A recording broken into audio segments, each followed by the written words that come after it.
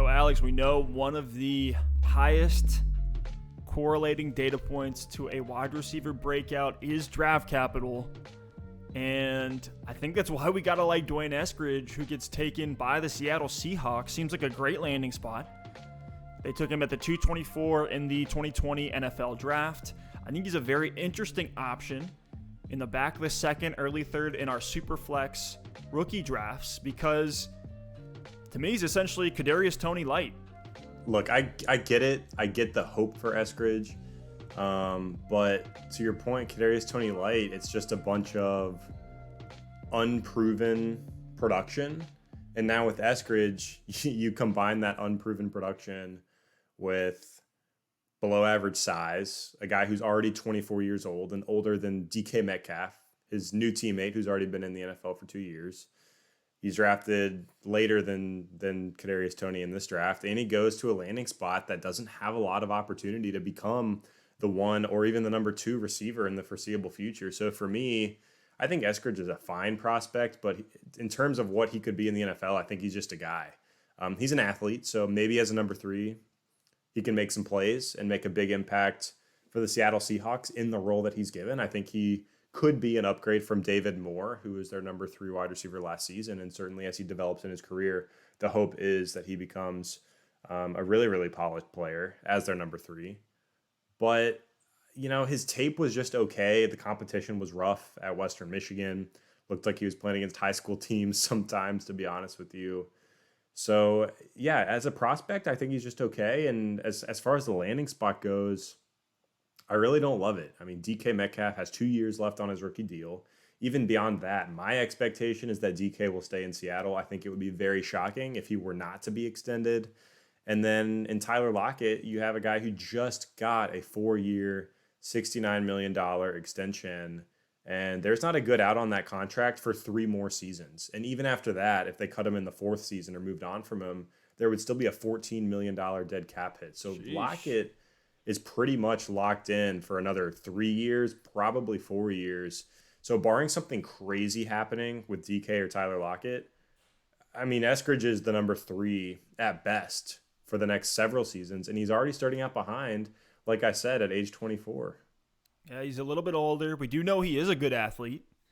But good athletes at age 24 in the MAC conference should be really productive. And that's exactly what D'Wayne Eskridge was in 2020. He has that 4.4 flat 40 time, which is impressive. He kind of profiles as your classic undersized field stretcher, might have some gadget utility where he can play that role in the Seattle offense. But he has an interesting college story. He started 7 of 11 games at receiver in 2018, then started 4 games at cornerback, which sounds kind of compelling. You're like, oh, you know, this guy's kind of versatile. He has a different skill set. To me, that's a huge red flag because NFL scouts told this guy that they wanted to try him at cornerback. And it's like, if you're a good receiver, why are we even going to consider the idea of putting you at corner? And it's because he is slightly undersized. He did have some injury. He redshirted one of the years in college. So when he did go back to that full-time wide receiver role in 2020, he was impressive. But that's what he should be doing at that point in his career. Now, the high-end draft capital is great for Eskridge. And the situation in Seattle, while there's not a clear path to being a number 1 or 2 passing game option on that depth chart, field stretchers have been productive in Seattle when tied to Russell Wilson. He was 10th in air yards last year, 11th in air yards per attempt, 2nd in the league with 40 touchdowns in 2020. D'Wayne Eskridge's ceiling, though, is like the 2020 David Moore target share, which was 47 targets. I mean, he was efficient with those. 6 of those went for touchdowns, which is phenomenal. But he's still then competing with like Gerald Everett. Maybe if DK Metcalf or Tyler Lockett go down, then Eskridge becomes an exciting upside name.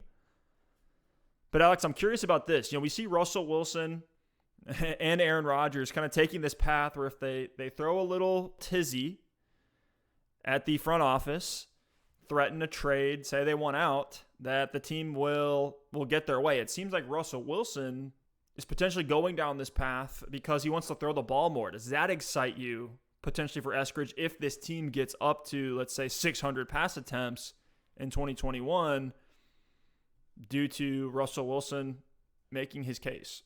Yeah, I mean, To an extent, it does. I think from an NFL perspective, if he is going to throw it 600 plus times in 2021, get those pass attempts up, he needs a number 3 target. So maybe Eskridge can come in and have an impact as a rookie for the Seahawks.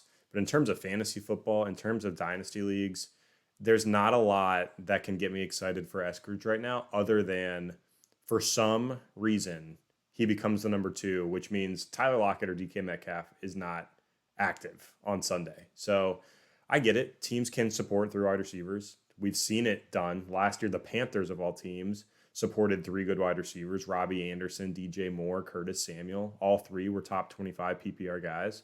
Even going into this season, you got the Bengals with Chase, Boyd, and Higgins. You got the Cowboys with Gallup, Cooper, and Lamb. Teams and offenses that we're really excited about. So hypothetically, I'm not calling it impossible for Seattle. We've seen it happen when you get these high pass volume teams that don't have a tight end of consequence and 3 good wide receivers. So it's possible, but I'm betting on the no in the case of the Seattle Seahawks in terms of them being able to support 3 wide receivers. And it's just because Russell Wilson's never done it.